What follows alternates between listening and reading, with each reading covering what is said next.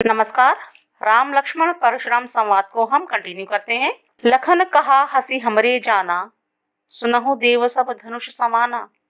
लक्ष्मण ने हंसकर कहा कि हे देव, सुनिए, हमारी समझ में तो सारे धनुष एक समान हैं। का क्षति लाभ जून धनु तोरे। क्षति का अर्थ होता है हानि, जून का अर्थ है पुराना, तोरे का तोड़ना। फिर इस पुराने धनुष के टूट जाने से क्या हानि और क्या लाभ। देखा राम नयन के भोरे। भोरे का अर्थ होता है धोखे से। राम ने तो इसे नयन के धोखे से देखा था। छुअत टूट रघुपति न दोषु। यह तो उनके छूते ही टूट गया, इसमें रघुनाथ जी का कोई दोष नहीं है। और मुनि बिनु काज करी कत रोसु।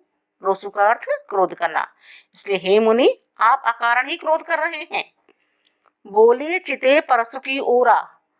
परसु का मतलब फरसा, जिसे वो धारण करते हैं।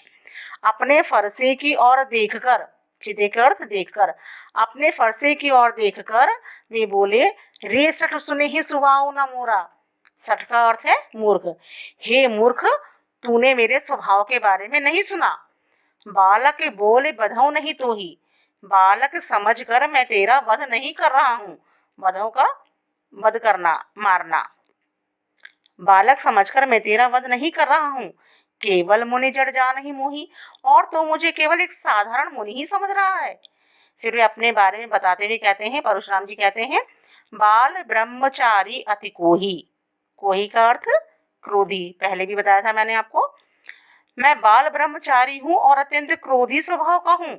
विश्व विदित क्षत्रिय कुलद्रोही। और यह सारा संसार जानता है। विश्व विदित का मतलब पूरे संसार को पता है कि मैं क्षत्रिय कुल का शत्रु हूँ। भुजबल भूमि भूप बिनु कीन्ही। भुजबल का अर्थ है भुजाओं के बल से, भूप का अर्थ है राजा। मैंने बहुत बार अपनी भुजाओं के बल से इस पृथ्वी को राजाओं से रहित कर दिया। और विपुल बार मही देवन दीनी। विपुल बार का मतलब अनेक बार।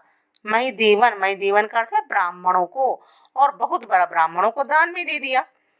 सहस बाहु भुज छेद निहारा, परसो बिलोक महीप कुमारा। हे राजा के पुत्र, मेरे इस फरसे को देखो। मैंने इस फरसे से सहस बाहु की भुजाओं को काट डाला था। मात पिता ही जनि सोच बस, करसी महिष किशोर। गर्भन के अर्भक दलन, परसु मोर अति घोर। मात पिता ही जनि सोच बस। हे राजा के पुत्र, तुम अपने माता पिता की सोच का कारण मत बनो। गर्भन के अर्भक दलन।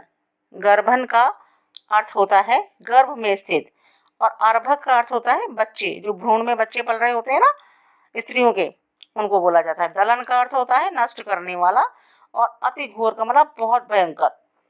तो ये जो फरसा है ये इतना भयानक है कि स्त्रियों के गर्भ में बच्चों को भी नष्ट कर देता है।